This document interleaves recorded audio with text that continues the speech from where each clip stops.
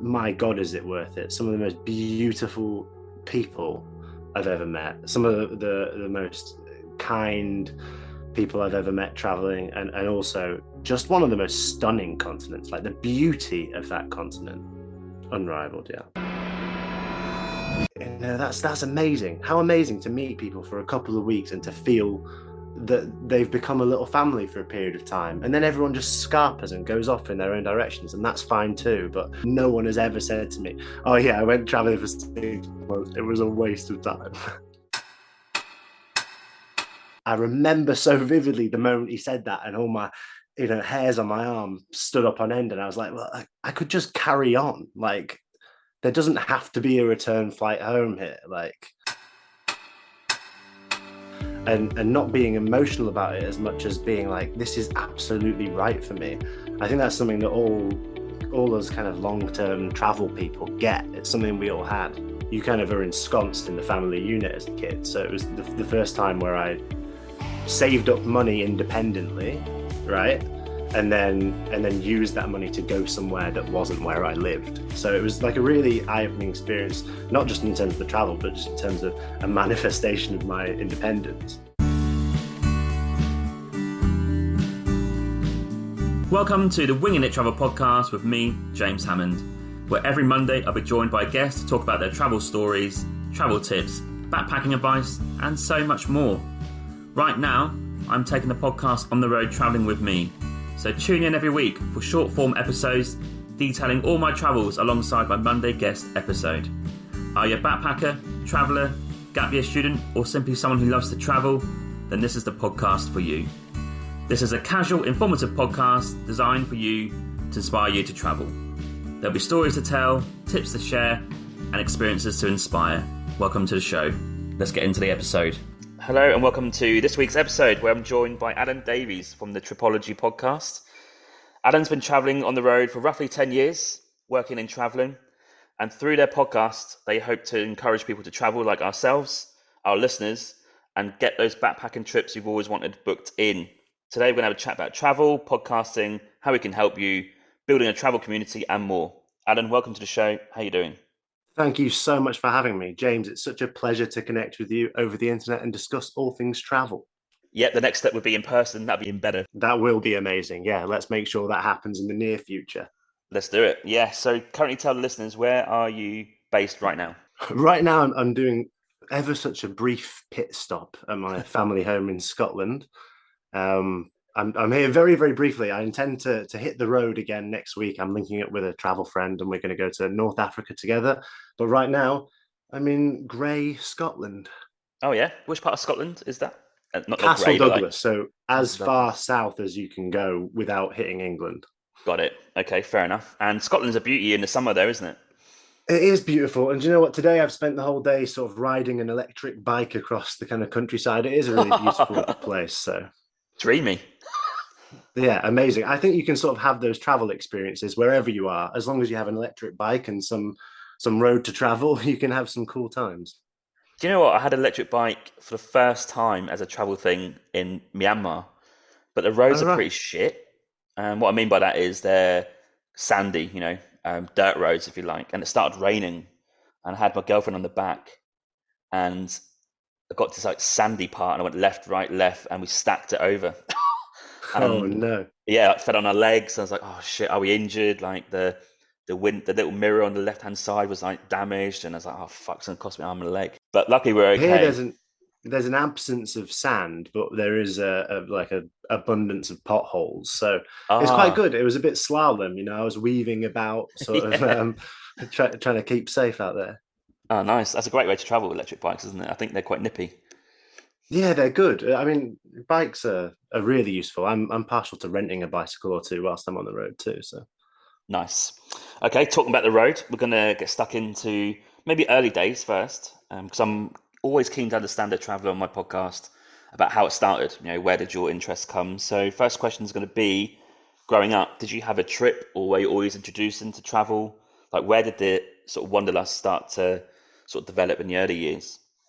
I was always quite aware of how beautifully in proximity to Europe I was living here, Like, I was always aware that just by taking a trip across the channel, like we had access to all these really diverse cultures, and that really stuck with me. I have family who are from Poland, so oftentimes we would take little trips over, on the Channel Tunnel, and Mhm. then in a car and go and visit them. So I was always really aware that although my reality, I grew up in Manchester, was Mhm. sort of very metropolitan and devoid of any of the magic of travel, taking those little trips away there were these escapes that were sort of inbuilt. I felt very lucky to be from the UK where I had that on my doorstep.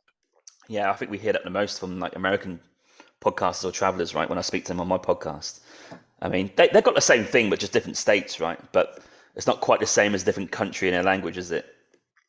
Yeah, I mean, states are really different from one another, as we know, but Mm. like not in the same way that, you know, you can have completely different languages, completely different food cultures just by taking, at times a 30-minute drive across a border. So Europe's really unique in that sense, I think.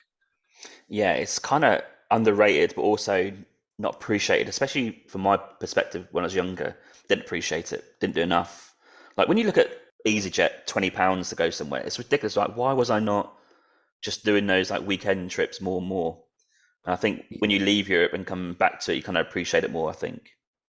I was really lucky in the sense, like both my parents are teachers. Yeah. So holidays were like kind of an Oh, inbuilt thing was that when I was growing up. I think a lot of it is just work and time and stuff. And if you're a kid, your schedule is entirely bound to your parents, right? yeah. So they had quite a few holidays. So we would try and make an effort to kind of get out there a little bit. We were big on weekend trips and things, and that, like you say, is inexpensive when you're in the UK. You can get an EasyJet flight for £20. So Yeah. Yeah. Okay. And do you remember like a first early doors, like one trip where you loved it that much, and maybe in the back of your mind you're like, oh, I'd like to do that again when I'm older? Like, was there one trip maybe you can remember? and it came a little bit later. I think the first trip that really set me about the idea of travel as being something that I wanted to do more and more was the first kind of solo trip I took. Actually, I was like 17 years old, and Hmm. I'd been saving money I worked a supermarket job, and I kind of vaguely knew that I had some family in the US. So I like contacted them on Facebook, and I was like trying to figure out if it would be a viable thing that I could spend kind of this money that I'd saved up to go and like stay with them for a while. Yeah. And they were awesome. They said, "Yeah, come on down. We'll host you for a couple of weeks." And I went to San Diego to meet them, and it was like it became the trip of a lifetime. They were so accommodating to me, and that kind of set this idea in motion that if you can figure out a place to stay while you're traveling, then there's like ultimate possibility, especially if you can connect with people who live there and are local. In this case, it was family. But that is an idea that I would explore more in the future. And it definitely sparked this kind of like travel bug. Yeah. I mean, it's a great point that we'll come to like the sort of backpacking tips and stuff later, but the accommodation cost, if you can alleviate or at least reduce it somehow, that does make your budget go further, doesn't it? Yeah, I mean, at 17 years old, I couldn't have taken a trip to San Diego if I didn't have family there, Yeah. right? So it Mm. definitely opened my eyes to what needed to happen in order for me to make that a kind of a lifestyle. But it was a really cool trip. I think also it was the first time I'd really kind of left home for a little while as well. So it was kind of eye opening from that perspective. You kind of are ensconced in the family unit as a kid. So it was Mm. the first time where I saved up money independently, right? And then use that money to go somewhere that wasn't where I lived. So it was like a really eye-opening experience, not just in terms of the travel, but just in terms of a manifestation of my independence. Yeah, I mean, at 17, I mean, fair play. I think when I was 17, I probably would have saved money to buy to some shit, really, like maybe like music stuff, which is fine, I guess, at the time. But having that insight into when you're 17, like, oh, if I save this and I can do this trip, it's quite unique that because people don't, like you say, they don't really have that early doors because they're just in their environment, they're at home.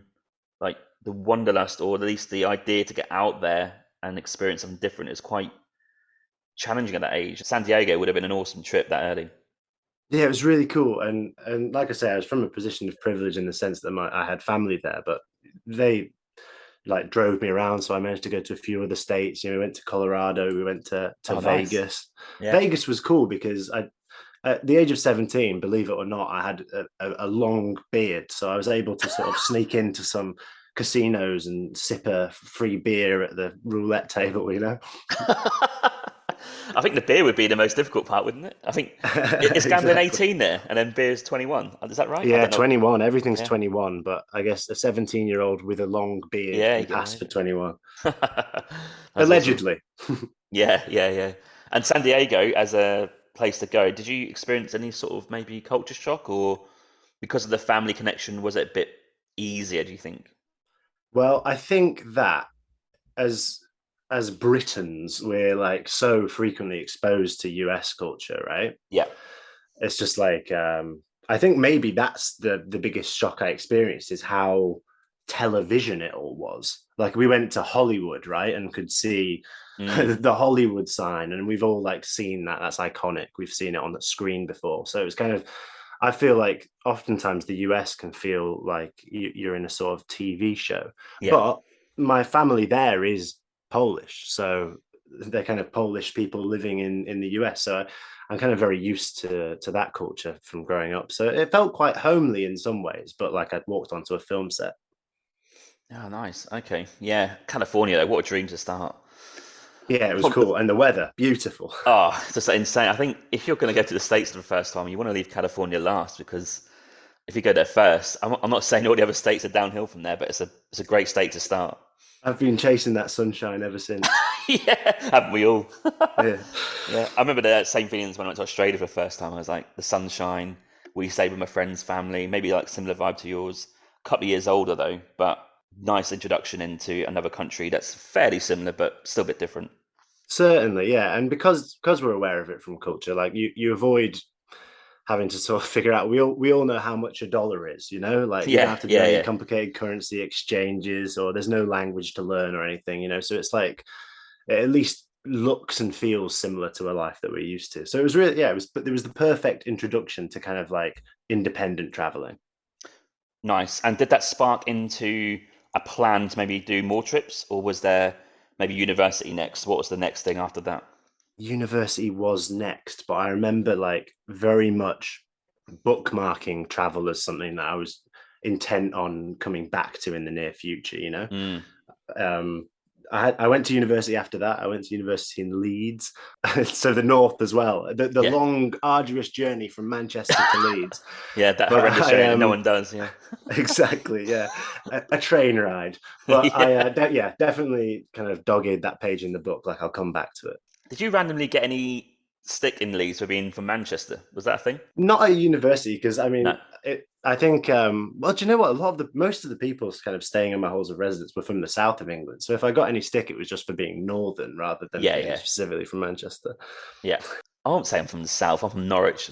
I call it east, but I remember Yeah. most of my applications were up north. Actually, yeah. I don't know why we feel compelled to go up there. I think it's just a different feel and vibe. I think. Well, it's my philosophy that any travel's better than no travel, even if it's the short journey up north for university. Yeah, yeah, absolutely, absolutely. So then, during university, did you start to do some trips in between the semesters? This is how it all started. Really, is kind of after my first year of university. An old friend from high school contacted me and said, I really need to do something this summer. Do you want to do a bus tour around Europe? And I was also at like an end kind of where I didn't know what I was going to do that summer either. So Mm, I remember vividly, we spent like £300 on a ticket for this bus tour that was like 12 days long and visited 5 countries all over Europe. yeah.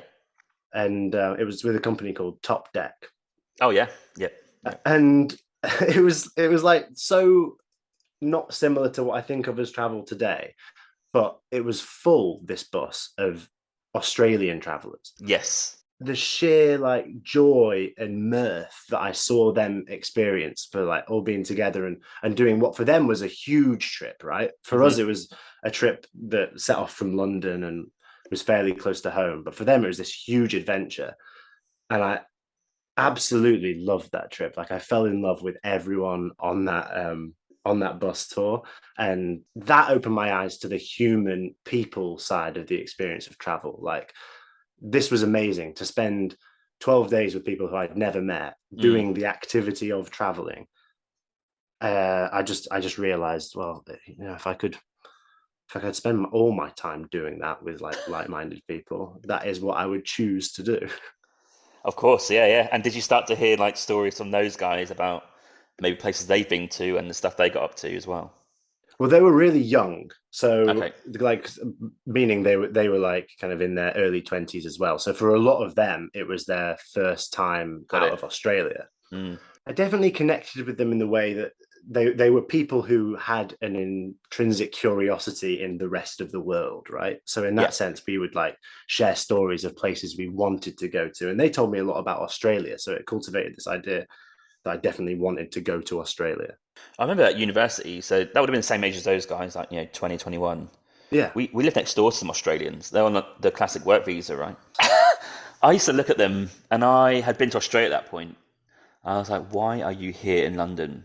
Because they were struggling. London's expensive, right? So when they come across here and they don't get paid as much as what they used to at home for the same job, and the rent is huge, and it's just a struggle. I just didn't think they were having that much fun. But then one of them made a good Right. point. He said, "Well, we can always go back." I'm like, "Yeah, that's a fair point." So I mean, I guess yeah, that's always true. Yeah. yeah, It's a long flight, but you can always go back. Is their work visa the same length as ours? Is that yeah. one It's year or 2 years? reciprocal, right? I don't think they have to do farm work though, which has now been, I think it's now been eradicated from what I read the other day. But Has it they've, really? yeah, it's been drawn up. I think it's going to be going through this year where you can get 3 work visas now with no extension based I on can't farm believe it. work. My 3 months at the potato factory were Yeah, in vain. yeah, yeah. Up to 35, I believe, as well. They're going to change the age, but um, we'll see if that I've how still long got that that in the takes. bank. I've got another year because of the potato factory. So Have you really? Oh it's a wow. shame to hear that it's no longer required. I've got a year, yeah, to get a second one because I've done the first one without any farm work, right? Um, Okay, yeah, yeah. yeah, yeah, it's a good option. But yeah, those guys were saying that well, we go to Europe. We know London's a bit of a struggle, but the idea is to at least do trips every weekend or time off in Europe because it's so close. So they could go like you say, like a week to do a bus tour or whatever. And that was their thinking. Absolutely. Well, I mean that kind of came into perspective for me just during this little pit stop I've been back in the UK.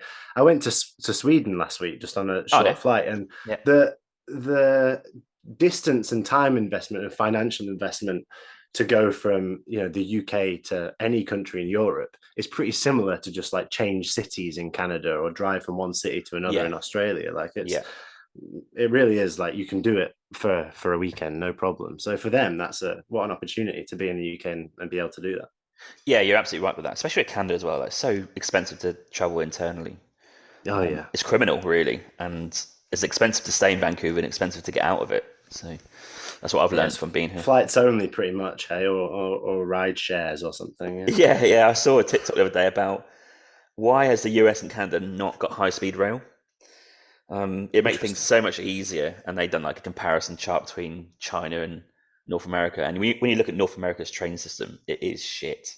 I thought I was living in Alberta Oh in yeah, Canada, and I have to say, like the public transport there was almost non-existent. Like I had to buy a car for the first time. yes. I think in Vancouver it's decent in city, but once you start to get a bit further out, I mean, if you don't have a car, I don't know how you'd do it. Impossible. Yeah, Yeah, yeah, maybe hitchhike. I don't know.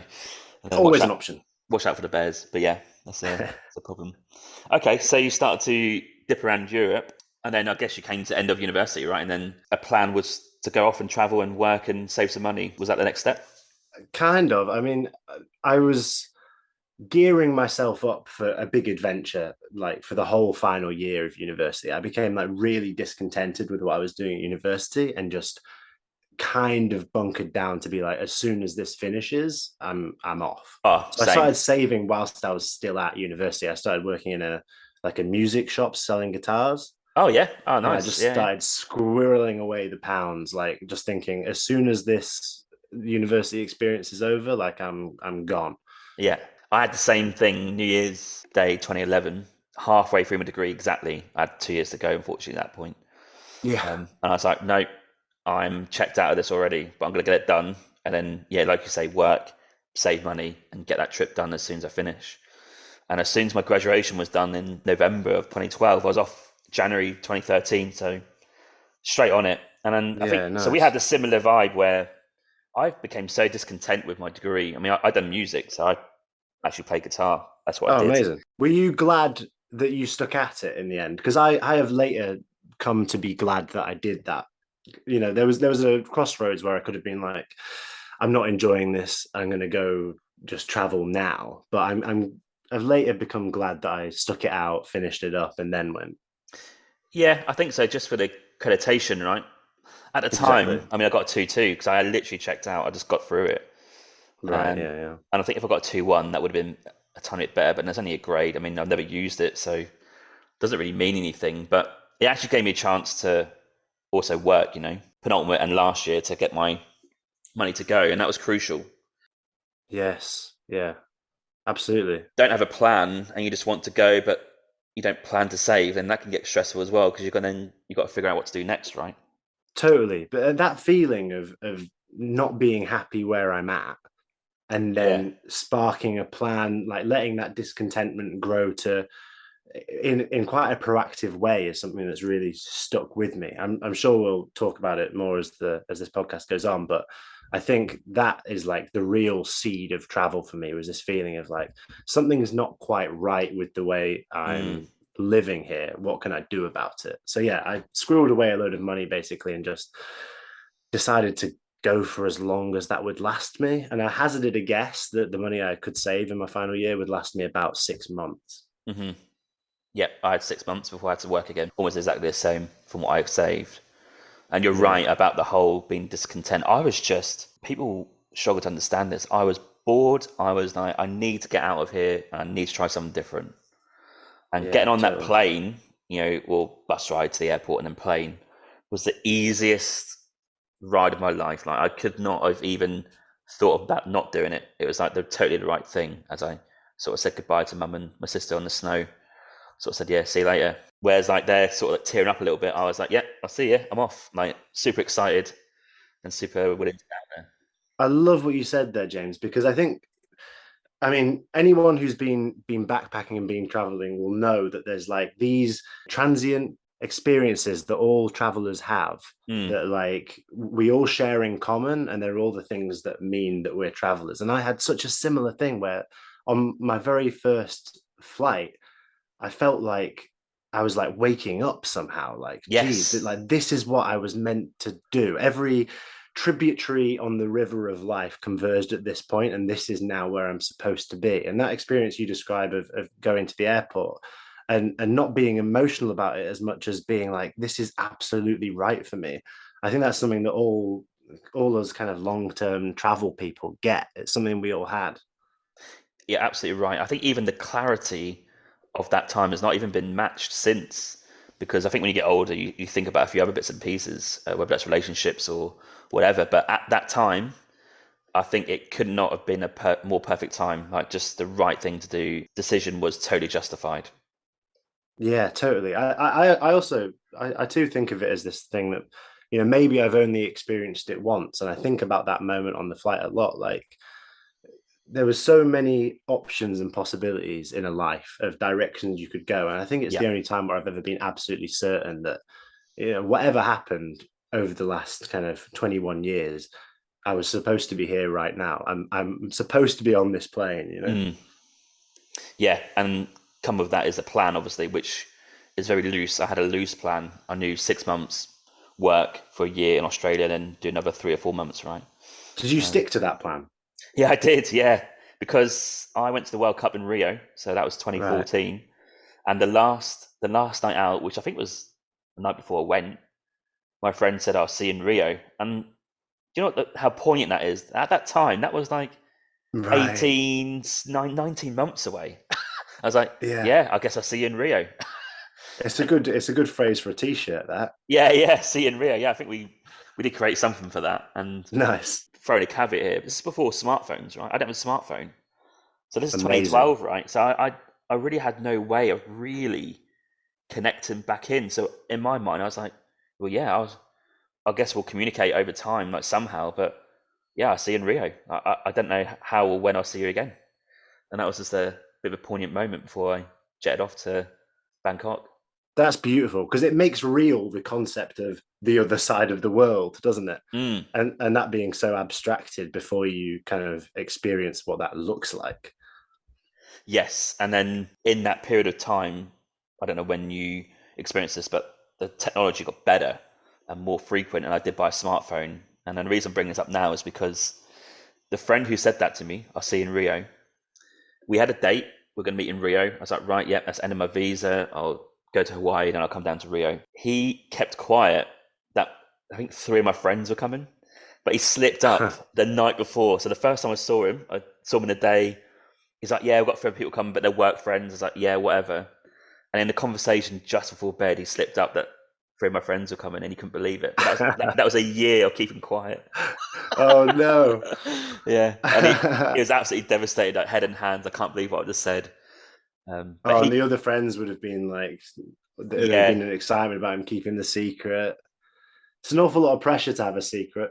yeah, absolutely. Yeah, amazing. Funny story with that. Yeah. Okay, so we're going to go into your decade of travel, which did it start then, would you say? I guess from Oh, that, absolutely, pretty much. Yeah. So I left in 2015. yeah, 2015. Okay, so first thing I'm going to ask you about that is we'll dip into the countries that you traveled to in a bit. But first of all, the plan, and this is something I do cover a lot because I like to hear people's experiences, is were you going to do a work visa somewhere to compensate for travel, living somewhere different, and then maybe traveling again? Was that your thought process? Not initially. Oh, So okay. it was something that I was completely unaware of when I set off. So I should say I had an idea that my money would last vaguely 6 months, but my Yeah. only plan was to fly to China and teach a bit of English in China. Yeah. So I had no idea really about backpacking or Oh, what I was okay. going to do for the next year. I just booked that flight and then taught a bit of English in China, backpacked around China. And then it was only in Vietnam that I met a more experienced traveler who kind of imparted this knowledge to me, like a wise sage, and said, you know, you can go to Australia and work there for some money. And I remember so vividly the moment he said that, and all my hairs on my arm stood up on end, and I was like, well, I could just carry on. Like there doesn't have to be a return flight home Yeah. here. Like Yeah. it was a mind-blowing experience. I was like, but surely I have to go home to organize my Australian visa. And he was like, no, you can do it on the internet. Like we have a computer. Yeah. Wow. That's an interesting one that you learn on the road, which proves again why traveling is great because you hear all these different types of like snippets of information or advice. That's awesome. It You was a feel, completely off the cuff adaptation. Like I yeah, really thought it was going to be maybe 6 months, maybe a little bit longer, and then like I wouldn't have any money, so I'd have to come home. So yeah, it was an off the cuff adaptation, but one that I kind of been running with ever since. wow. Do you still speak to that guy who told you? I do, yeah. I regard him as kind of like the person that took me under his wing, and we traveled together around Vietnam for about a month. Yeah. He's like a really special figure in kind of my travel lineage, and I hope that I've gone on to be that person for other people.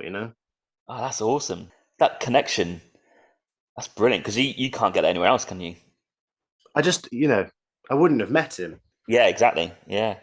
Yeah, so I think sometimes the, all you have to do to be a good traveler is just to make the initial step and get on the road, because I didn't know what I was doing. I Mm. had no idea about long-term travel, but I just put myself in the space where I had the opportunity to talk to someone who had had more travel experiences. And the only place I could have done that, it's just, good things happen when you leave your house. Yeah, I just became something as a result of the information that I was provided with in the context that I was provided with it in. That's a great point about just like going, just getting it done, get on the road. Because my story is slightly different. I booked my 6 months loosely with STA Travel. I'm sure you're aware of Oh yeah, those I guys. know. They don't exist anymore. Did they And not? That was something I looked at when I first started. Actually, was maybe booking with them. How was it? yeah, they sort of done the round the world ticket, and they advised. not on the Asia portion. They said, "Oh, just go and do it." I was like, "Okay, fair enough." But they booked us the Kiwi Experience in New Zealand, and then the Greyhound bus in Australia. So they booked a few things for us, right? But the Yeah. point I'm making here is that I went to like this STA little talk, really, where the guys who work there would tell you about what you can do in Australia, what you can do in Asia, and stuff. And in this talk was, I'd say, maybe 20 people in total, right? That are there listening to this, including me. And I started to make connections there. I thought, oh, great, this is like-minded people.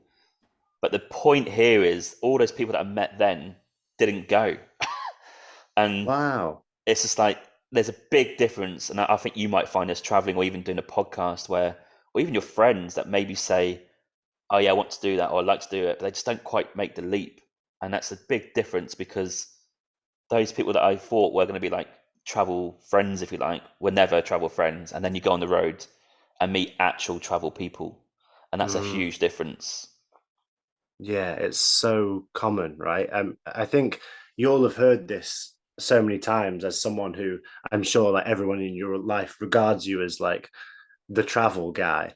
So I'm sure people say to you all the time, like, "Oh, I'm going to do a trip like that. I'm going to do a trip like Mm, this." It's something that we hear all the time, but you know, the only thing that can stop you traveling ultimately is by not just booking the first step. yeah, And I think that sometimes it's like paralysis of over planning. Like the only reason I was able to carry on traveling is because I was completely unencumbered by any additional plans, mm, right? So mm, when an adaptation was offered to me, I was able to take it. yeah, And I think sometimes you can put your budget on an Excel spreadsheet, or you can buy all your flights incrementally. But all those things are doing are like they're providing like self-limited kind of junctions in your trip that you have to mm, abide by. So my recommendation to people really would be just to figure out how and where you're going to go, and if it's safe to do so, just do it, and everything else will be okay. yeah. Absolutely agree. And even right now, when we go back to UK next week and then off on our travels in a few weeks, I've got a few people asking, what are you here in this place at this time? I'm like, I don't really know. Like, I'm trying. I'm a bit of a this is a weird thing I have. I love planning and booking because I'm addicted to the whole process of it. But I'm Mm. telling myself not to do that because I also like winging it. Hence the name of the podcast. So I have this weird conflict when I'm looking at trips. I'm like, well, we could just like do here, that date, that date. But I'm like, no, James, you got to go to one place first, Paris, and then wing it and just see where you want to go. Well, I think that booking and planning can be just a like an expression of your excitement, right? Yes, absolutely. Yeah. So it's important. If booking and planning is something that allows you to get excited about something you're doing in the future, then do it. Being exciting is good, but I think as long as you're not nailing down things so that you do have the opportunity to wing it, that's an important thing as well. Like the best travelers, the only thing that they have organized is their backpack. Yes, absolutely. Yes, it's a very key point, and one I agree with. That they just get to one place, and then whatever happens, happens. Right? For sure. And Yeah. the adaptability that you said, key as well. If you can be adaptable and spontaneous in your travel, that makes the things that you just can't even foresee right now. Absolutely. Yeah, absolutely. You never know who you're going to meet tomorrow when you're on the road backpacking, right? And to be able to have the freedom, the amount of times I've had a loose idea of a cardinal direction that I'm going to head, and then Mm. I meet someone amazing over breakfast in a hostel, and I go, well, do you know what? Like, how important is my vague sense of direction? What's more important is I like hang out with this person. They seem amazing. Yeah, exactly. Yeah, the people aspect, right, as well. 100%. Okay, so we're gonna do maybe some dipping in some countries. These are totally your choice. Okay. That I want to hear about on that sort of like maybe the first trip or even trips after that. Is there one country we can start with where you would like to talk about that you've been on your travels the last 10 years where you feel like you want to share a few experiences and maybe inspire people to go there? Oh yeah, I mean the last kind of leg of my big non-stop, never went home 4 year trip was to South America, Hmm. and I think that whole continent was really beautiful for a number of reasons, and I think maybe the thing the country that sticks out is maybe Bolivia. So we can talk a little bit about Oh, Bolivia. that's my favorite. Yeah. Yeah. That's your favorite? Has Yeah, in it South come up a America. lot on this podcast? I can pick another one if so. Only by me. So no, Okay, you can talk about what you've done there because I've actually felt like I've not had a conversation about it. I've just told people about it. So I'd like to have a conversation about that. That'd be great. perfect. Let's do that. Yeah. I mean, it was the first continent that I've traveled to where English isn't the primary language of the travel industry in general, right? Hmm. So, which is interesting. In Asia, it's very easy to travel just with English, and not many other travelers will know the native language of the countries there. And the same with backpacking around Africa. But in South America, that's the first culture shock that you have to contend with is, it's everything's in Spanish. Yeah, and they also don't really have any English, like in terms of the Right. local people. A few bits and pieces, but yeah, that's the first thing I found in Bolivia. Was the first place I had to learn a few phrases. Yeah, I mean, knowing Spanish in Bolivia opens up a lot of doors travel-wise. So my Spanish is really poor, but my Spanish understanding now has got a lot better. So it was a different type of travel from that perspective for sure. And where did you start in Bolivia? Did you start in the salt flats? Yeah, so this is another reason why the country sticks out in my mind when you ask me where to mention, because the way I arrived into Bolivia for me completely summarizes what I love the most about travel. Hmm. I was in the Atacama Desert in the north of Oh Chile, yeah, right? in San Pedro. And yeah, absolutely. Yeah, what And I place? got on a bus from the Atacama Desert that was going to take me to a uni. My contact lens fell out on that bus ride, Okay. so that's just like a minor travel problem, right? It's an inconvenience at Yeah. best. So when we arrived, I looked around the bus with sort of blurry vision and noted a traveler to my right, someone who was clearly, he was an American guy or a Canadian guy, a couple of them. And I just said to them, like, hey, you guys traveling here? Listen, my contact lens has fallen out while I was asleep. Can I just like follow you guys to the next hostel? And they were like, yeah, sure, man. It was a Canadian guy and an American guy. And we ended up traveling together for a few weeks and becoming amazing friends. Like I Mm. love those guys to this day. And the serendipity of just like, if I hadn't got on that bus at that specific time, if I hadn't encountered that small problem with the contact lens and I hadn't like, just thought to look around and ask someone for help, I'd have never met those people. And they ended up being, my experience in Bolivia was like utterly defined by my relationship with them. So it just speaks to the beautiful serendipity of travel. Like if you put yourself out there and you roll with the punches and you're in the right place at the right time, like you will meet really cool people. That's absolutely right. Yeah, yeah. I done a similar tour from San Pedro on a jeep via the salt flats, do the border crossing, and then you go to the next hostel in a uni. And those guys were Australian, and we had such a good fun, like 3 or 4 days. And I still keep Amazing. in contact now. Like they just made that whole portion of Bolivia just awesome. And yeah, you're right. You just get thrown together in a jeep, and you make friends, and then it's just like you have experiences that's totally great. Yeah, those salt flats in a uni, by the way, like maybe one of the most beautiful places I've ever traveled. And it was one of the few places that I'd like seen a picture when Yes. I was young. And I kind of put it on a bucket list of things I really want to see. So it blew me away. But then still that experience, much like you on the Jeep, is kind of defined by the people I was there with. Yeah, the salt flats though, God, the So vastness of it, I beautiful. could not believe really what I was seeing. I was in the dry season, so no mirror. It was just like purely dry. Okay, It's I was in the wet season. okay, cool. I want to go back in the wet season and see that, right? I want to Um, go back in the dry season. yeah. So Yeah, yeah, no, yeah, it's yeah, what an yeah, incredible place. What an incredible place. yeah. And it's also quite high altitude. I remember and staying at those camps in the salt flats were quite well. Dry season's cold, right? So it's bloody cold up there. I'm not sure how bad it was for you, but we're Did you get just like altitude sickness? no. So that's a good point. We did meet a few people who quickly had to go back. Oh wow. There's like 3 or 4 jeeps, and you get your own jeep with your 7 or 8 people in it. I think a few people in the other jeeps had to go back, and I luckily have never suffered from it. I think Inca Trail was quite high up in the second day, Hmm. but yeah, I've never experienced it. Have you experienced it? I got a little bit of a headache, but not too much. I hiked Salcantay, and that Oh was yeah, maybe a little bit worse. But you have to chew coca leaves as you're kind of walking yes, up there to kind of help combat it. So nothing too major, but I know people who certainly did. Yeah, it is definitely a high altitude spot. yeah. The funny story I remember very clearly is we were at this like camp where you stay, right? All the jeeps are there, freezing cold. I'm talking like you've got layers on, you're sitting by the fire, and these two Irish guys like turn up to our little campfire bit in the sort of accommodation and said, "Oh, is there a bar around here?" We're like, "A bar, mate? I'm trying to survive here." Bloody hell! And they're looking for a bar to have a few beers. Couldn't believe what I was So seeing. some people, I mean, if all they need is a bar and it feels just like home, though, hey?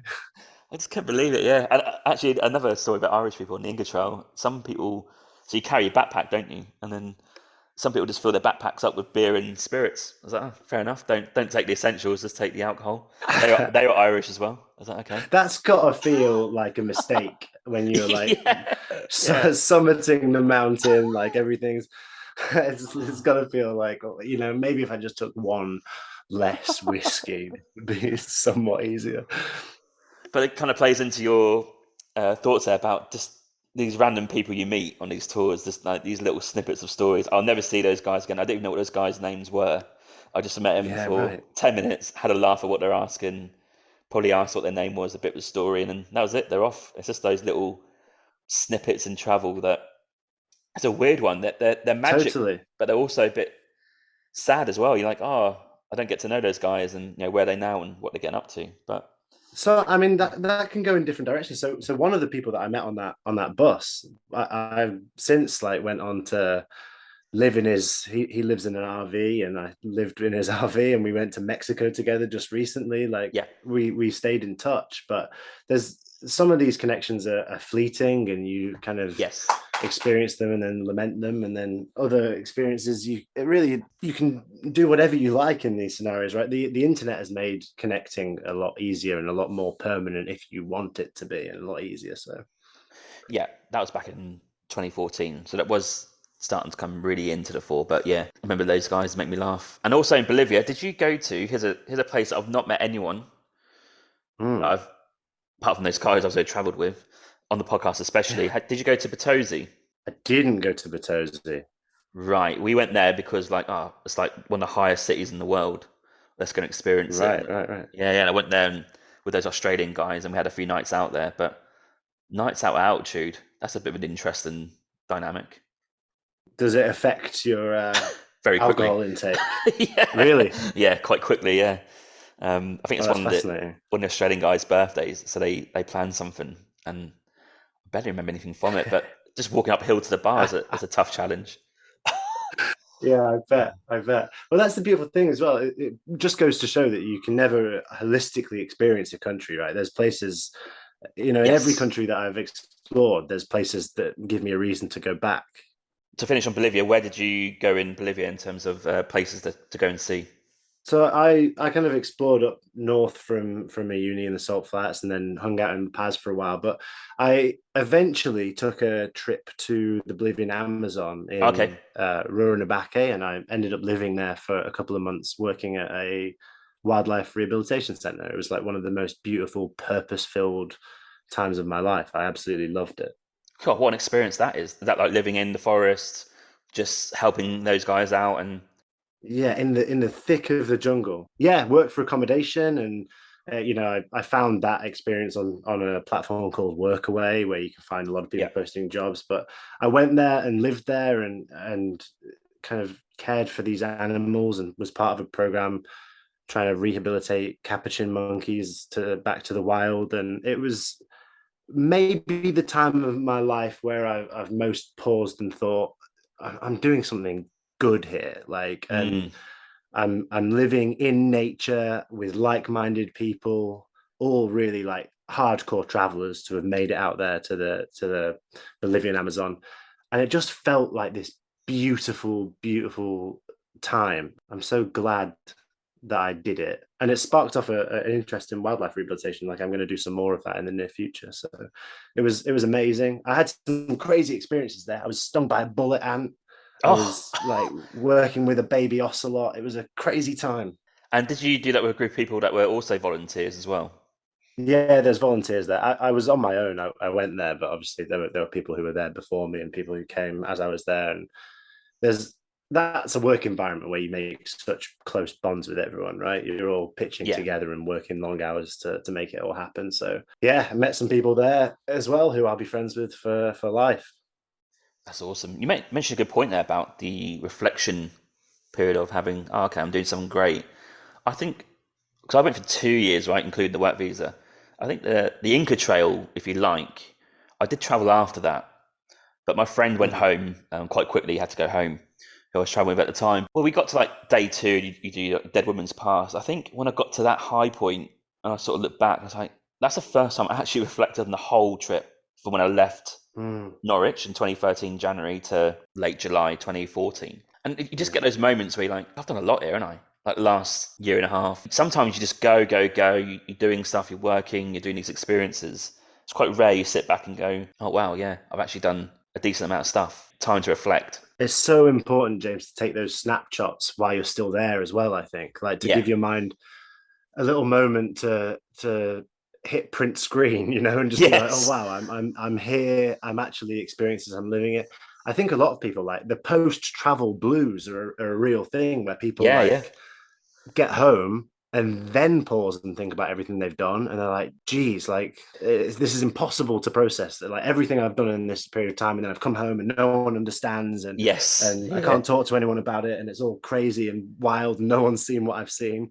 But if you take a moment while you're there, while you're at the top of that mountain or in the jungle, just to think, you know what, like this is something to be really grateful for and proud Mm. of, and happy that I had the opportunity to do. I think it makes the whole thing easier to process for sure.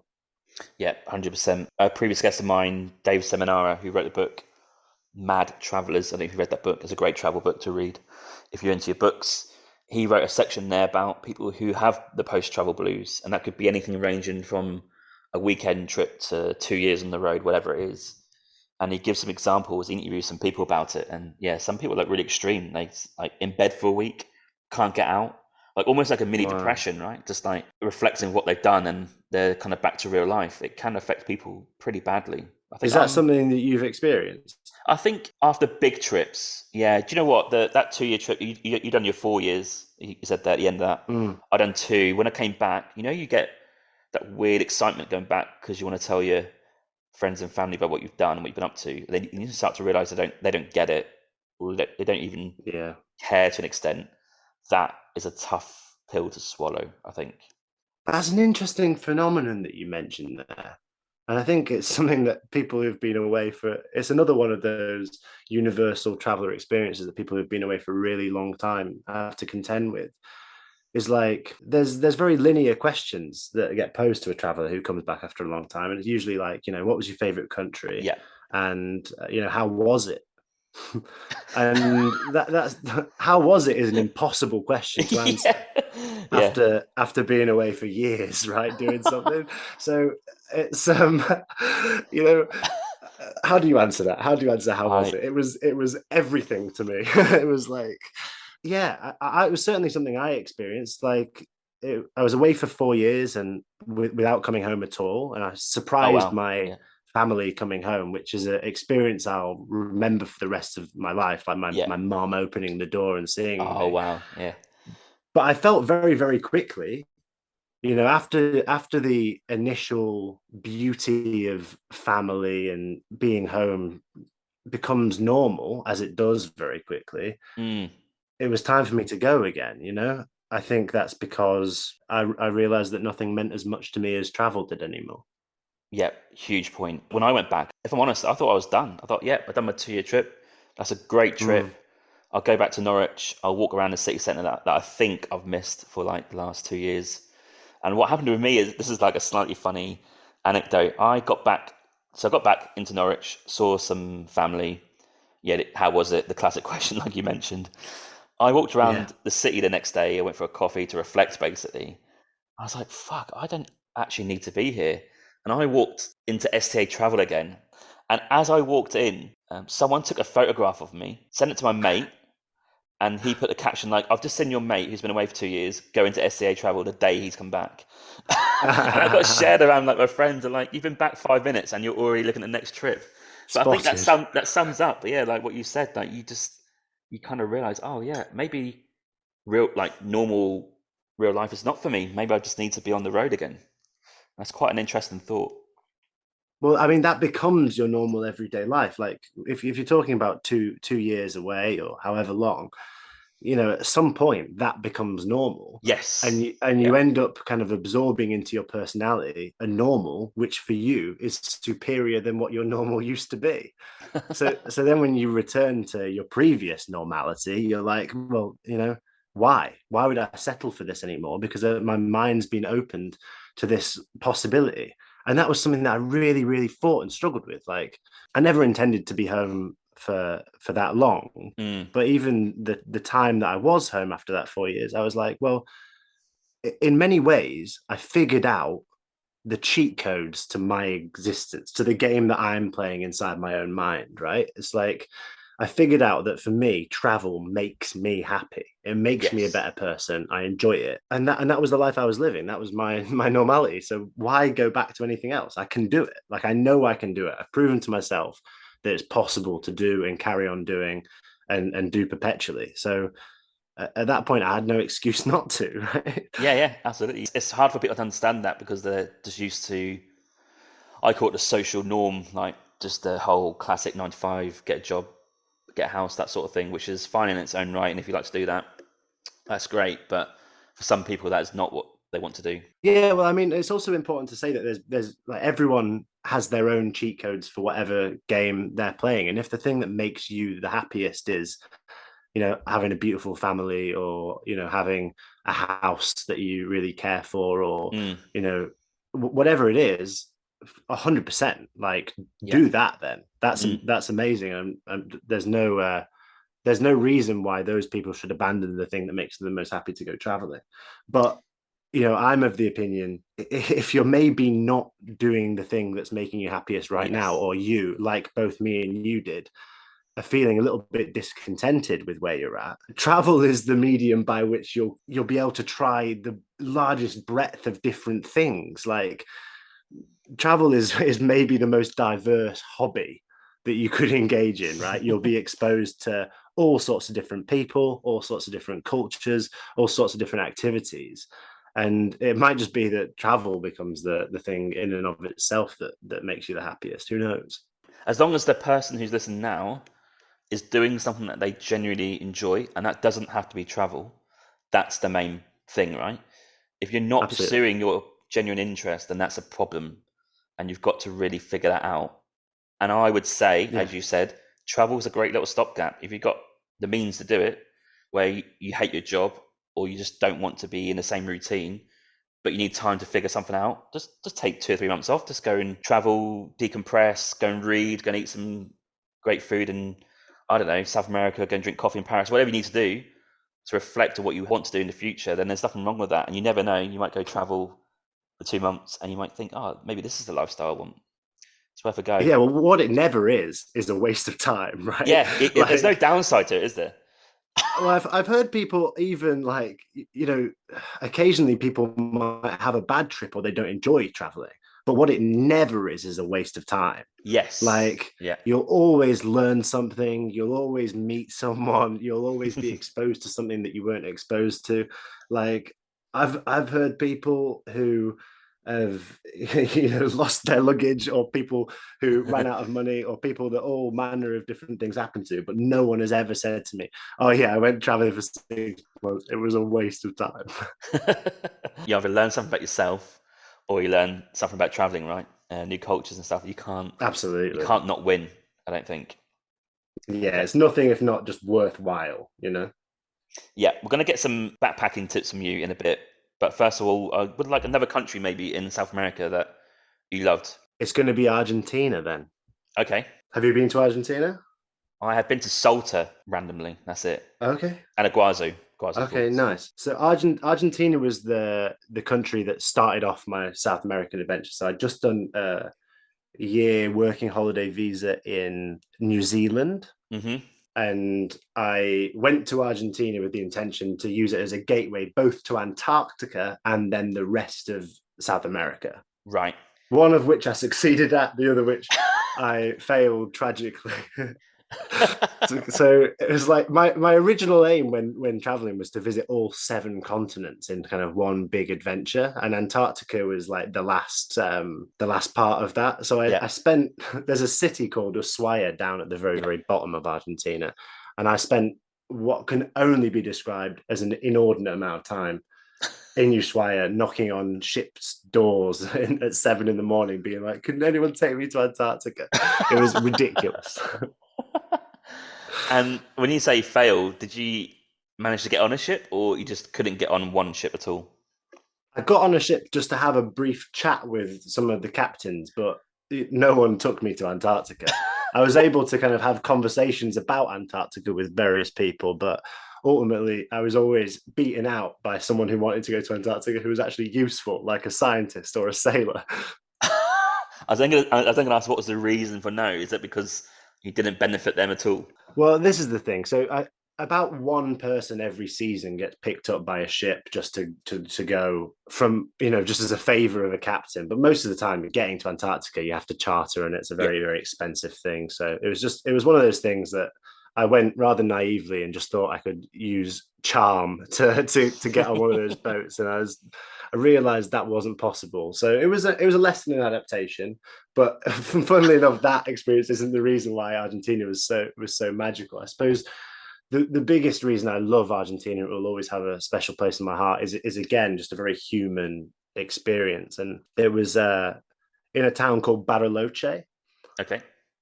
and it was maybe a couple of weeks after arriving there, and it was the first time I think where I felt like an experienced traveler. It was the last leg of my journey after the end of this 4 years, Yeah. and it was a busy hostel, and I just remember being really social and kind of gathering a group of people around, a couple of Australians, a girl from Honduras, a guy from Israel, and just like kind of galvanizing this group and saying like, hey, does anyone want to go hiking, and sort of building this little team of travelers. And it all happened really naturally. And Mm. that was a really eye-opening thing to me. I've always been parts of those groups forming, but I don't think I've ever kind of sought one out in the way that I felt I was that day. And it was like, okay, it was the first time I maybe felt like I was the figure that had introduced me to travel that I talked about in Vietnam, Yes. Yeah. That only comes with experience, right? And maybe a bit of confidence in what you've kind of like maybe arranged before or what you've seen in different countries. 100%. And it was really special. We ended up traveling together for a little while, that group, and over Christmas as well. And this is another thing that maybe you can empathize with. If you travel over the Christmas period, there's a kind of closeness that people in hostels have at that time, because everyone's away from their family and Yeah. everyone's kind of so we all hiked up a mountain for Christmas. We spent Christmas Eve on the side of this mountain in off of Bariloche, and we all kind of shared stories and had a little Christmas dinner together in this tent. And it was just, I remember it's been such a beautiful time of like, okay, well, this is like a little makeshift family that's just together for a couple of weeks. So, that's amazing. How amazing to meet people for a couple of weeks and Mm. to feel that they've become a little family for a period of time, and then everyone just scarpers and goes off in their own directions, and that's fine too. But travel's about those moments. It's about being in that tent on the side of the mountain, looking around and thinking like, for tonight, this is my family. Yeah. That's what travel's about, isn't it? Those little brief connections. I think I mentioned that earlier in the podcast about, like you say, 2 weeks and then they skittle off into if they're going somewhere else next or back to real life. This is that little stopgap in time where you kind of have a joint connection for a joint adventure, which is unique to only those people at that time for that place. Like that will never be recreated by anyone because it's obviously unique people, but by even your own experiences, you'll obviously meet different people in different places. It's a different experience. So Yeah, they are 100%. so strong, those connections. I even remember me and my friend in Southeast Asia, we traveled with, there's a group of us, about 5 or 6 actually, about 4 or 5 weeks. And like you say, you go through Vietnam, Laos, and Thailand, and then they skittle off. And then randomly, I don't know why these stories keep coming up today. I was in Rio, the World Cup, right? The year after, I went to Rio. Hmm. I was laying on the beach and I was reading a book on Copacabana Beach, and sun was out. I was just laying there, and this ball hits me in the face. I'm like, oh fuck's sake! Like, who's kicked the ball in my face? And I turn around, and it's the guy. I knew he was in Rio, but I didn't know where he was. And this guy who I travelled with in Southeast Asia for 5 weeks, he just kicked the ball at me. He said sorry, then realised who I was, and we just like ran together, like like a film scene when you slowly run together and hug each other. It was like one of those Yeah. moments. And Copacabana Oh, so the Beach. ball hitting you was completely coincidental. Yeah, it's a shit shot that he had. Yeah. Wow. Oh, Yeah, wow. I Yeah, just I yeah. couldn't believe what I was seeing. That was a real strange moment. There you go. There It you was go. Yeah. destined. The trajectory of the ball was predetermined. Yeah. Yeah. What a moment. Okay. So Argentina's there. I'm going to ask for one more country, maybe not South America, that you'd like to talk about, and then we'll go into some backpacking tips and tricks and what you can advise people. Let's talk a little bit about Kenya, I think. Let's do it. Africa was a very different continent for me. It was the second continent that I kind of incorporated into this big trip, or the third actually, because I worked in Australia. So, Hmm.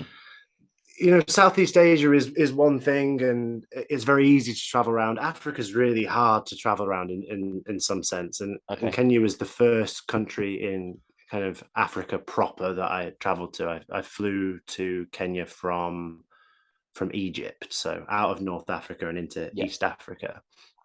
And the first thing I did was, again, a workaway. And I think if I look back on all the travel, the workaways are the things that stick out and I remember the most, partly because they're the longest single experiences, but Yeah. also because, again, it's that thing I was talking about. It's that purpose and that kind of feeling like you're doing something worthwhile and valuable. I think sometimes I slip into a habit of, if I'm not doing something purposeful, I'm sort of just meandering, collecting experiences. So Got stopping it. and doing Yeah. something is really something that I try and do regularly. So I worked for this non-profit called the Fountain Youth Initiative, and they are in this. It's like a slum off of Nairobi, so it's like a really poor and underdeveloped area. And this organization basically teaches computing classes and goes into schools and supplies school supplies and stuff like that. And I was working like building and developing their website and teaching the computer classes, and part of their role is like handing out sanitary products in Hmm. schools and things. It was just another time where I felt like really a part of something. I lived with the owner of that nonprofit, and I stayed with his family in this place called Githurai. Again, like all those boxes ticked for me. Doing something valuable. I felt very much a part of his family. I felt really, really welcomed. There was a couple of other volunteers there that I really connected with, that have become kind of close friends. And I was somewhere entirely, entirely different to anywhere I'd experienced before. It was an exercise in learning about kindness and compassion. It was an Hmm. exercise in, being utterly exposed to something.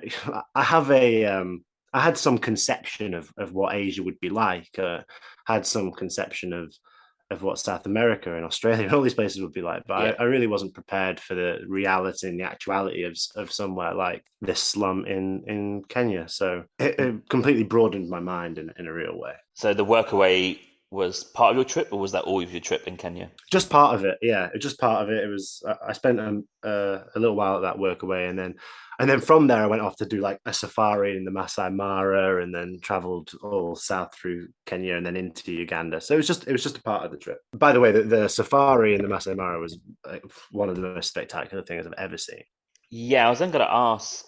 Obviously, we all know Safari about what you can see, but logistics of booking that or getting involved in that. How did you find out how to book that safari? Was it through someone you met, or was that online? Yeah, Like, how did you? yeah, that was booked by the owner of that non-profit that I was Got working it? for. So Yeah. yeah, he did all of that for us. And is it expensive? It is quite expensive. I Yeah. think it was less expensive for having him book Yeah. it, Hmm. but it was pricey. I also went on that safari during the wildebeest migration.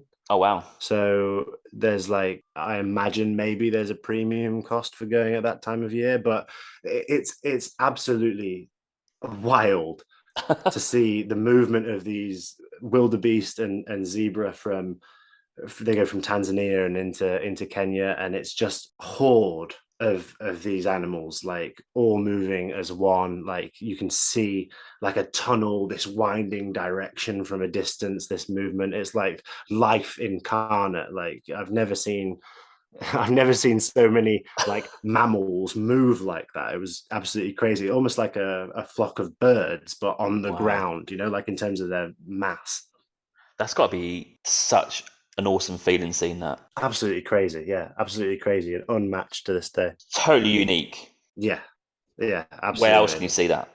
There's so many good reasons to go and travel in Africa, and the wildlife is one of them. I mean, what an absolutely incredible continent to see such varied and so many, like actually done a great job of preserving some spaces and Mm. and land in which those animals are protected. So I mean, we hear a lot about poaching and all that stuff, but there are areas where people make real conceited efforts to protect those Yeah. animals, but then it's a beautiful place to see a lot of wildlife. A question about the safari. How does that actually work? Do you like stay at camp and then you go out each day? Like, how does the day to day work, and how long was the actual safari? Yeah, so it's not something that you can just do kind of on, or at least it wasn't when I was there and at that time, just something that you can do kind of self-directedly. So it is very much like a 3-day experience Yeah. through a company. I got picked up at the place I was staying in Githurai, and then, or maybe we traveled into Nairobi, and then a group of people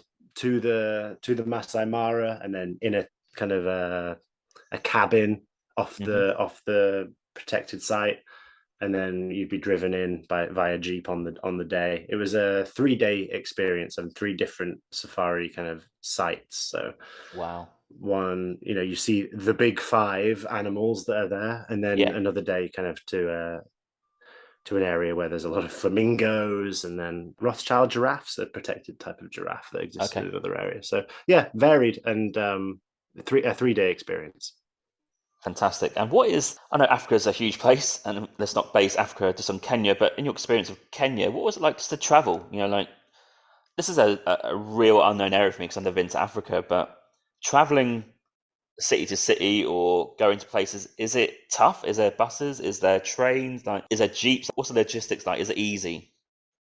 Yeah, I would say that if Southeast Asia is the backpackers' training ground, Yeah. Africa is the antithesis to that in some sense. Like, Okay. it can be a challenge. Everything's by via bus or matatu, right? These Yeah. sometimes these very large kind of decorated vehicles. And I'll say this though, it can be logistically complicated, but if you trust the process, Hmm. you know, like then it's cheap and it's safe. Like a lot of travel, I think, is an exercise in just, if you make it clear where you want to go, trust in people. Like often it will be fine. You might be kind of sat there at the back of the bus wondering, like, am I really going in the right direction here? But Yeah. oftentimes you are. Like people do want to help you, and people, if you pay them the money that they ask for to go to the place that you want to go, they do have a prerogative to get you there. So I remember thinking a lot of times I kind of go to a kind of a pseudo bus station and sort of Yeah. say, hey, this is where I want to go. And then I'd just be sort of sat down somewhere and told to wait. And then, things just start happening, and I'm not quite sure why or how, but eventually I'd end up where I wanted to be. It was a perplexing experience for a lot of the time, but oh god, some of my most prized memories of my life take place on that continent. Yeah. I traveled from Kenya, then south just overland into Uganda, and then Rwanda and Tanzania, and onwards all the way down to South Africa. And I really just, it's a treasured time. I think that it's one of those things. It's the continent that people maybe get the most intimidated by in terms Yeah. of, well, by a lot of factors, but my God, is it worth it? Some of the most beautiful people I've ever met, some of the most kind people I've ever met traveling, and also just one of the most stunning continents. Like the beauty of that continent, Unrivaled. unrivaled. Yeah. And when you travelled to those other countries, was that overland? Yeah. So typically when I'm traveling, I fly into one place Yeah. and then travel via kind of like cardinal direction to the other end of the continent. I've done that kind of in Asia and in Africa and in South America. The only time I will make an exception is if I need to fly over the absence of a visa. So like I flew over Sudan because I couldn't get a visa, and then Okay. so it depends sometimes, but usually I'm just going overland, buses, trains. Yeah. And then border crossings, of course, they have their own stories as well. My passport looks like a child's coloring book. Like it's got, it's insane. And the amount of time it takes for me to cross a border these days, whilst kind of a very stern looking border security guard flips through the passport thinking, like, what is this? Yeah, Like they trying must to hate find it. out when they hate it. Yeah, I'm despised at all border entries across the world. But it's a beautiful passport. It's all worn, like there's nothing on the front cover anymore. You flip through it and it's kind of like, yeah, the stickers and stamps all throughout it. Okay, that leads me on to nicely to the next bit before we get to your podcast. It's just like some backpacking tips and advice. So I've got some quick subsections of those. You Mm-hmm. kind of mentioned already about overland travel. So you are pretty much exclusively, as you said, fly in and then you overland to, I guess, your last place and then you fly out. Yeah. Like any sort of tips that you kind of mentioned already, but getting buses and trains in certain areas of the world, it can be slightly stressful. But any tips with how you do that? Because, for example, my example would be in Asia, you book Yeah. a bus, but you could be sat there for 2 hours. You just don't know what's going on, and eventually you do go. And sometimes you get your seat, sometimes you don't. So, is there any tips you could give? Yeah, 100%. So I think the thing that I was most grateful for throughout my whole journey was that I committed to having a carry-on bag only from the start. Yeah, And I think like a lot of those journeys you're talking about, a lot of those bus rides and they'd have been so difficult if I had a different bag. So my bag's just 45 liters, and that okay, opens you up to being able to just get on any bus, get on a motorbike taxi, get on, in some of these buses, sometimes they're just vans, right? And you'll be yeah. sat next to someone who has, has livestock or something sometimes, so like being small is really valuable when it comes to those things. There's times where I just think I'd have been refused to get onto one of those matatus or something if I had a larger bag. So having the confidence to have everything I own with me and sat just on my lap, it opens up so many doors. So I did a little bit of research before I went and got my gear right, and a carry-on bag is kind of like the start of that. I think that's really important. The second thing would be just to trust the process. It's Hmm. really easy when you're traveling to make one of two mistakes: either thinking you're safe when you're not, and thinking you're in danger when you're not. Right? Like I think both of those kind of things we have a propensity to. And when I first started, I thought everything was dangerous, Yeah, and it's not. Like almost all the time you're fine. If you're like sat at a bus stop panicking that you're not going to get where you're going, like as long as you're proactive and sensible, like everything is going to be fine. The process is just different to mm. what you've got at home. And that goes to every aspect of travel. Like humanity is generally beautiful to each other, like most of the time. The bad and terrible things that you hear about, they're obviously a real thing, and it's so important to stay safe as a traveler. But most of the time it's going to be okay. Have faith. Okay, that's great. And what about accommodation and people? So, do you prioritize either workaways and or hostels? Is that your vibe? Yeah, so I'm always in hostels. I think they're the best place to be, basically. I think Hmm. that's where you meet all the best travelers, and that's where you make the connections. And I think I've stayed in a bunk bed more often than a regular bed for all of my adult life. And then yeah, but workaways as well. And then I just couldn't do what I do without that platform. So you meet people who are burnt out on travel, Yeah. and the first thing I'll ask them is just like, well, did you just stop and do something like for a little bit? Maybe that Mm. would help. Like I'll be in a hostel and someone's been traveling for 6 months and they're like, I'm sick of moving from place to place and checking out and getting on a bus and moving to a new place and all this stuff. Well, just stop for a little Yeah, while. to stay somewhere. Like, yeah, geez, like it's fine. Travel doesn't have to be literally the physical acts of moving constantly. Like Yeah, it's it true. can It's so true. it can be something so different to that. So I will always stop for like a month, you know, Yeah. and just recalibrate and reassess. And then when I feel ready to move again, I'll move again. And maybe I'll move around every couple of days for a couple of weeks and then stop again for a little while. And like I've said before, all my favorite travel experiences probably have come from the times where I have stopped. Nice, that's a good tip. That and meeting people. I think there's probably a few people who are probably a bit shy or introverted, especially going to somewhere like a hostel where there's a lot of people. So, is any like tidbits you'd give to say like try and put yourself out there, or like, any advice to maybe get people to meet other people? Yeah, so I think one thing to bear in mind is that because you're shy and introverted, like everyone is sometimes, Mm. there's going to be people who aren't, and maybe they'll kind of go to you. So I think there's people like, and even that can be intimidating. I totally understand that, but my recommendation would be just to be open to experience, regardless of your introversion. Just be open to meeting other people, and then those meetings will happen in a natural and organic way. I think that you're all there for the common aim of sharing experiences and seeing some of the world. So regardless of your kind of social predispositions, like you at least have that in common. So people will seek you out and find you, I think, and you'll make connections really naturally. That said, there are a bunch of things you can do that make that easier. One of my favorite things to do when I'm in a new city is like go on a walking tour. Oh Like there's yeah. walking tours in almost every city. Mm. And if you go on a walking tour, like that's a scenario where you're with 10 to 15 other people who have also just arrived in that city, Mm. and you're like walking around, you're listening to a guide talk about places, but then you're walking to the next place and there's kind of like 2 to 3 minutes where you can have a chat as you're doing that. It's just a really natural vibe and a great place just to strike up a conversation with some fellow travelers who have just arrived.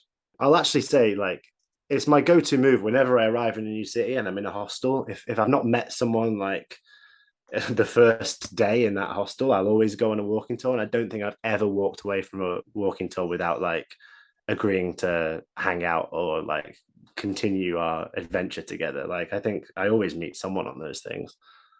That's brilliant. And that kind of leads me on to traveling solo, or do you travel in groups? Like, how do you normally travel? Pretty much always solo, Yeah. but I can count on one hand the number of weeks I've ever spent alone. Like that's just part of the nature of travel, right? Like Yeah. I'm always on my own in the sense that I've never booked a flight with someone really, bar a Hmm. couple of times, but groups form so quickly and so naturally. I mean, it's almost an inevitability that you'll be moving around with other people, unless you're like traveling during a super off season in a really remote place. Like you will connect with someone sleeping in the bed next to you, like or the bunk bed above you or whatever. It's like you're a bunch of travelers who are living in the same accommodation. You are going to go for dinner together. It's just going to happen. Yeah, I went to Greece in the December to Carpathos Island. No one there apart from locals. It's that Mm-hmm. weird feeling when you walk through town, they know who you are because you're the only tourist. So Yeah, you right. start to speak to locals and they're absolutely fine. They made me laugh, but they couldn't quite understand why I was there. Was that an experience you liked, or did you wish there was other travelers there? No, I liked it. Yeah, yeah, I enjoyed it. I had a little local cafe that was near my accommodation, so they'd be my locals that I'd first get to know, if you like, and then when they start to see you just walk around the same streets, they kind of like say hello to you. Really, it's quite cool. Yeah, well, I guess that's an important point that you make. Like, it's lovely hanging out with other travelers, but it is also really cool to get to know the people that actually live there. I Yeah, don't want to paint the image of travelers like this kind of separate community that isn't interested in like integrating or learning about the locals, because I think that's also really important. It can be harder to meet local people. That's why Workaway is so good. true. And also depends on language as well, right? Of course, yeah. I didn't know any Greek because it's a fucking hard language, so at least they knew English. Right. Well, yeah. Well, that's another thing. People who are concerned about the languages. There's a lot of English spoken in the world, like honestly. And Google Translate's a thing. Like it Yeah, works yeah. really well. Do you also learn a few sentences in the language before you go somewhere? Is that part of your preparation, if you like? So a little mention to Adam, who I do the podcast with. He's much better at that sort of thing. Yeah. I I try. I try my best. Yeah. I at least try and learn what's necessary to be cordial, you know. So I'll learn thank you, I'll learn please, I'll learn hello. The truth is, like, it depends how fast you're moving. In Southeast Asia, I was moving to a different country. Like a month was like the longest I was spending in a place. So I Yeah, mean, how yeah. much are you gonna? I don't learn much of a language in such a short space of time. But then in South America, I was, Spanish speaking for the whole year I was there. So obviously, I picked up more of that. Yeah, you got to. I think in South America, got no choice. Yeah, Absolutely. yeah. It's something that I think it's worthwhile to make an effort to do. Like, at least please, thank you, hello. I have a reservation for one night. Yeah, true. Okay. I was going to ask, do you work whilst you travel? I'm not talking about work away here. I'm talking about actually earning money. Currently, do you work on the road? Do you have a laptop, or is it totally just travel at the minute? The thing that I'm doing whilst on the road now is the podcast, is Tripology. Hmm. But what I do to earn some money is like teach guitar, teach ukulele. Okay. Via Zoom. No, not via Zoom, but Oh, like if I'm in a place long enough and it's English speaking, I'll like advertise lessons or like go online and find people. So like we're talking more here like when I'm traveling around countries like New Zealand. I yeah, even like toured a workshop in New Zealand. Like so as I was traveling down south from the North Island to the South Island, I like stopped off at a load of different community colleges and clubs and taught kind of for cash. And that's good because you can get cost neutral very quickly, kind of the yeah. money you make can pay. So that's an example of a time I would use a skill to make some cash whilst traveling. But in terms of like remote work, that's a very different community of travelers, like the digital nomads. Yeah. I'm envious of it to some extent. And it sounds like a really cool way to make traveling more sustainable. And I think that podcasting is a great way to kind of get the message of travel out there and kind of use your laptop to reach that audience. Yeah, can we go in that little direction now? 'Cause we had a little chat last week that you've noticed a difference when in hostels recently about Mm. this new type of traveller where it's not necessarily just like the old school get a job, save money, go, and that's it. These are people now that are maybe doing 2 or 3 days a week traveling and then working the rest on the laptop. Like, is a longer term vibe now? Is that what you'd say? Yeah, I think that like this whole idea of like long-term nomad, like travel as a way of life, is becoming something that we see more often. Like people who have to work to travel, but they take that work on the road. Obviously, Hmm. we're seeing this whole new type of work emerge with like post pandemic, right? We have work from home and remote work. So for a lot Yeah, of people, it becomes way more viable to do the same jobs that they were doing before. But now, like, it's an internet connection instead of an office, yeah. and it becomes really sustainable. So there's going to be a lot of people here who have an advantage over me in the field of long-term travel in that they can maintain and keep their jobs whilst traveling. And I think you'll end up Mm. seeing people with these crazy numbers, like they've been on the road for eight Yeah. years and they're just working and traveling and going and it's no problem for them. God, it's always a dream, isn't it? That's what I'm trying to work out now is what can I do alongside the podcast, of course, and my YouTube channel. Like, what can I do to prolong it where I don't have to get the traditional location dependent job? That's the big, big question. There's so much time spent kind of, as much as I've loved my working holiday visas, they're like, it's a long time to stop. Yeah. So to find a way of saving that money whilst you're kind of traveling, it is a different experience though, I'll say, James, because like let's say you meet someone in a hostel who wants to go off and shoot in a direction, like the fact that you have to work will change that experience. So I Yes. suppose the real dream is being able to pick when you work, Yeah. Yeah. or Yeah. I'm envious of the people most who have like lucrative travel blogs or podcasts in the Yeah. sense that Exactly they that. can, Yeah. yeah, they can post when they want. They have a community that they're building around them, and it really is self-directed. That's the real future of these like long-term nomadic travelers, is finding a way that they can kind of share their experience to build a community. I think that building a community of long-term travelers is something that really is an important thing that we should do. Yeah, we're going to come to that in the podcast section actually, because we talked again about that last week. Yeah, you're right. Absolutely. If you do your own thing, that's the dream. That's the ultimate dream. Working with someone else on the road, you're going to still be bound to time and, like I say, getting stuff done. But I think the ultimate dream is being your own boss. And if that makes money on a laptop in any location in the world, that has to be the ultimate goal. 100%. And just cost neutrality, right, is all you Yeah. need. The thing that was so cool about music lessons is that I could arrive in a city in Australia or New Zealand and just teach an hour lesson for cash, and that would like be my money for that day, kind of thing, you know? Yes.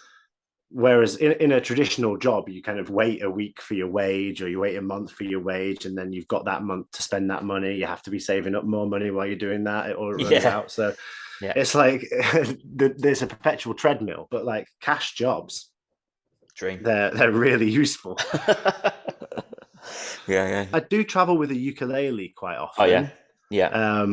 And that is nice. You know, a lot of people learning ukulele right now, but Zoom, I'm sure Zoom lessons are even more of a thing now post pandemic. Not something I've ever tried though. No. Okay, to finish this section, I've got one question here, but I'm going to leave it right at the end. That's going to be the last question I ask of the whole podcast episode, and it's a cool question. But for this section, just maybe, was there any like big lessons that you learned the last 10 years that really stick out in your mind, like one or two?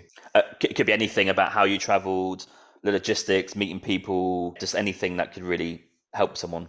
Yeah, I think that maybe the biggest thing I learned was to do whatever creates the most happiness and joy. Mm. I think that I was living a life that wasn't necessarily governed or directed by the value of joy.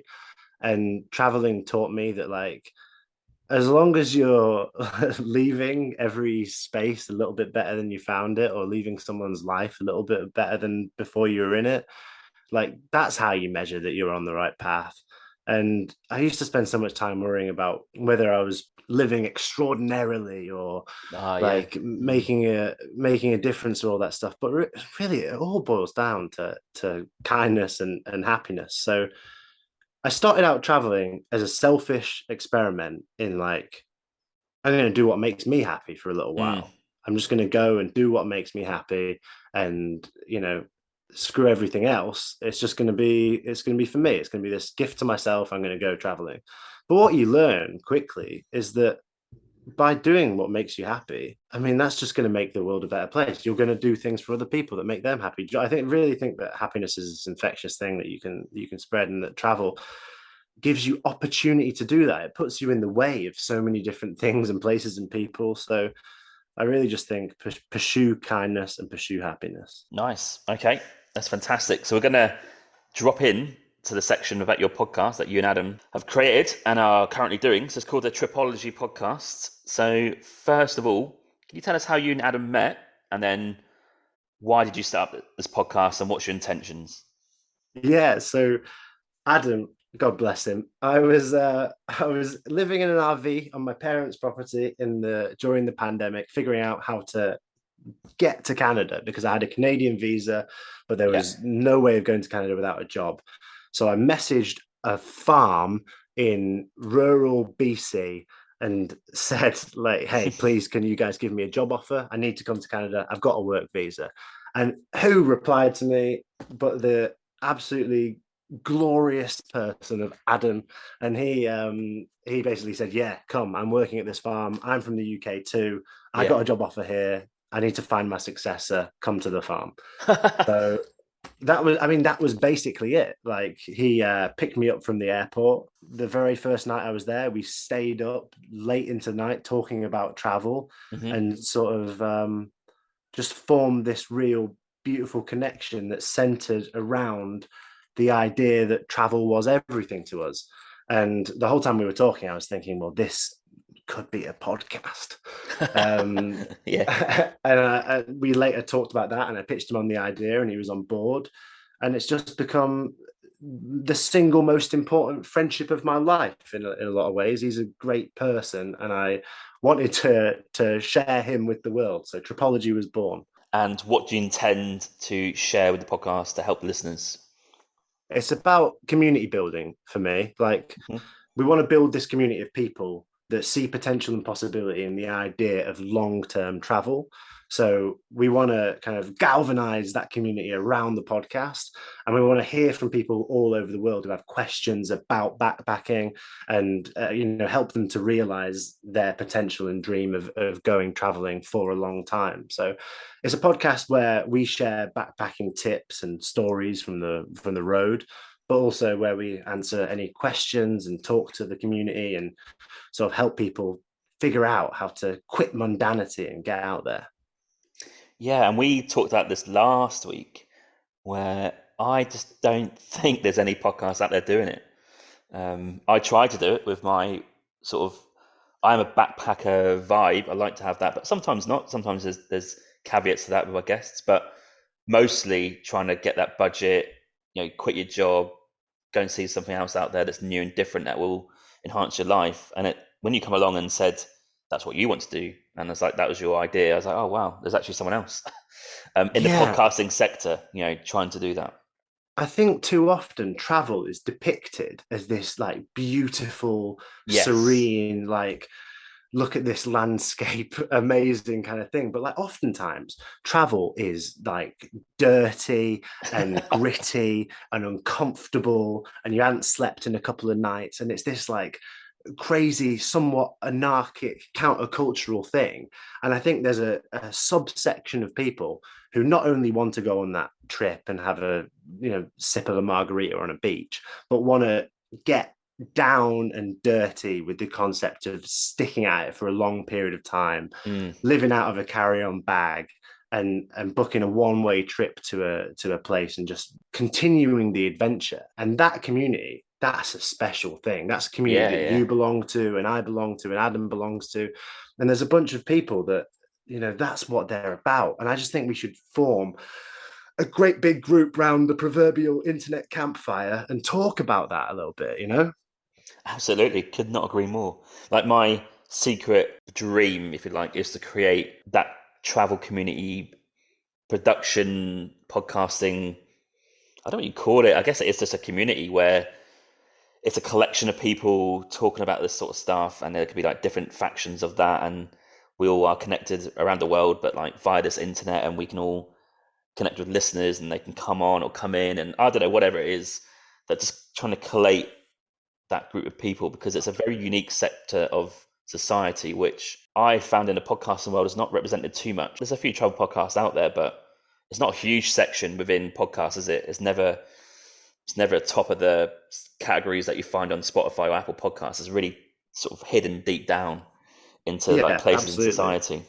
Which almost is where we are in real life, I Yeah, it was just suppose. We're strange, isn't like it? Yeah, hidden deep down. But I yeah, basically want to create the digital version of what happened to me in Vietnam by meeting that long-term traveler. yeah.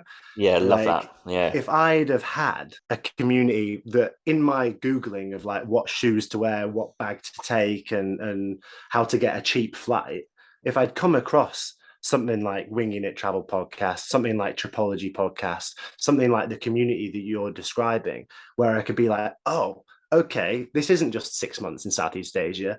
This is a portal to this completely different lifestyle that's sustainable and long term. And mm. like, I just didn't see that. Right. So it took me serendipitously stumbling across someone who knew that was a possibility to know that I could do it.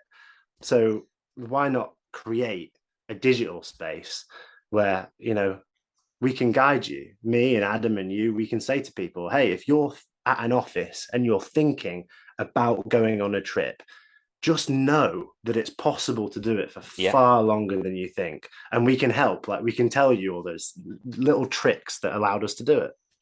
And that is basically sums up my reason for doing the podcast, and what it's there for is for those people who are just sitting there going, almost like dreaming of doing that big trip, or at least changing their lifestyle to give that a go. That is the whole reason that I bring people on like yourself to come on and talk about their experiences and kind of give a bit of advice and a bit of encouragement to say, hey, you can do this and it's okay.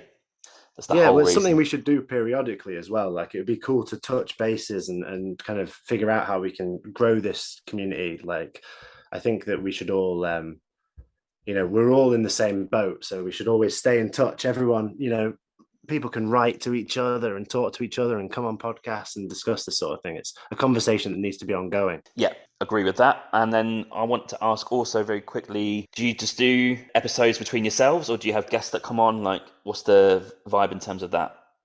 So, I mean, right now it's me and Adam talking, sharing backpacking trips, taking emails from listeners.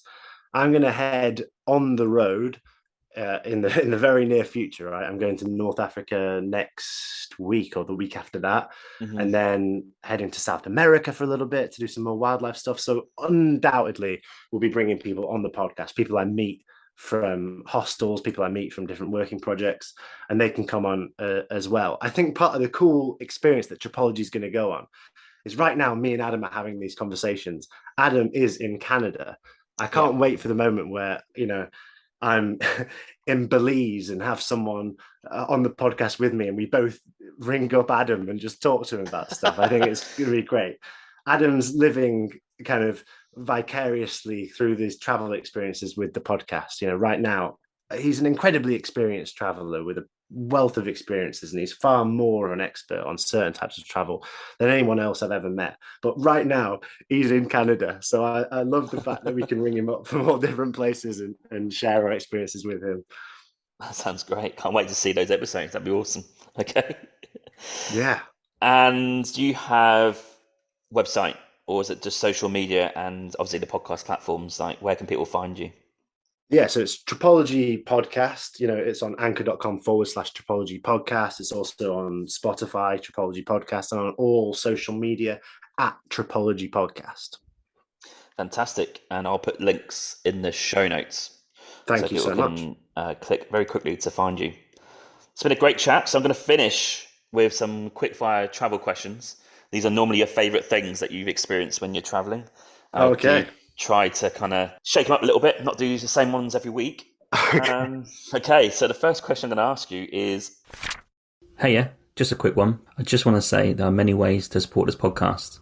You can buy me a coffee and help support the podcast with $5, or you can go to my merch store with the affiliate link with TeePublic, where there's plenty of merch available to buy, such as t-shirts, jumpers, hoodies, and also some children's clothing. Thirdly, which is free, you can also rate and review this podcast on Apple Podcasts, Spotify, Podchaser, or Good Pods. Also, you can find me on social media on Instagram, Twitter, Facebook, and TikTok. Simply just search for Winging It Travel Podcast, and you'll find me displaying all my social media content for travelling, podcast, and other stuff. Thank you. It's travel question time. How many countries have you travelled to? Oh, mid 50s, 56, I think. Fantastic. And out of those 56, 3 countries that are your favourites. Argentina, Israel, Kenya. Fantastic. And 3 countries that you've not travelled to that's on your hit list. Belize, Morocco, India. Okay. 3 countries' cuisines or foods that are your favourites. Japanese, Vietnamese, and Thai. If you could pick one city in the world to drink a coffee and watch the world go by, which city would you drink it in? Buenos Aires. Oh, great answer. Okay, and do you have a country's favourite coffee? Is there a taste of coffee that you like the most? Does everyone answer Colombia? I'm going to Almost, say, for that reason, I'm going to say Egypt. Oh, love it. Rogue. Yeah, it's either Colombia or Italy. They're normally the very popular answers on that one. Yeah. I guess Okay. it's a very different style of coffee in Egypt, but it's strong and it's bitter, and that's what I like. So Yeah, that's what we like. Yeah, I love that too. Okay, what about a favourite walk or trek? Oh, it's got to be a hike to Mount Fitzroy in Patagonia. The most beautiful walk I've ever been on. Okay, if you could pick one country in the world to live in for a year that you've not lived in before, where are you going to live? Antarctica. It's going to be. Okay. I think if it's a wishing well where I can go anywhere, that's the hardest place to get to, and I'll cop the year in the cold in order to get there. Fantastic. What about a favourite beach that you've been to? Favorite beach? There was a beach on the eastern edge of Zanzibar, like as far away from Stone Town as you can go. I don't know the name of it. I'm not even sure if it's named. It was the single most beautiful beach I've ever experienced in my life. So if you ever get to Zanzibar, rent a car and just circumnavigate the island and see if you can find it somewhere on the eastern edge, and it's absolutely beautiful. Okay. 3 favourite cities you've seen on your travels? Hanoi, Mm-hmm. Buenos Aires, Melbourne. Oh, great place. Yeah. Okay. Favourite party place? Oh, favorite party place. You know what? I think one of the greatest nights of my life was with my buddy in. He lives in Brazil. He's from Santos. So that was one of my favorite nights out ever. So I'm going to say there. Fantastic. Okay. What about a favourite landmark? Can be nature or man-made. Kings Valley in Egypt. I flew over in a hot air balloon. It was absolutely amazing. Oh, dream. Okay. Favourite high adrenaline activity that you've experienced on your travels? High adrenaline. I bungee jumped off of what was previously the highest ever bungee jump in the world until 2017. It was in South Africa. It was amazing. Okay. Do you have a random question? A favourite lake? Laguna Negra. It's like again Patagonia. It was an awesome hike, and it was the site of where I hiked with that group of people on Christmas. Nice. Okay, and the country that's been the best value for your money for budgeting purposes? I once was a month in Vietnam and spent less than £100. So there. Okay, and my final question for this section is going to be in a few sentences. What is the purpose of travel, and / do you have a travel philosophy?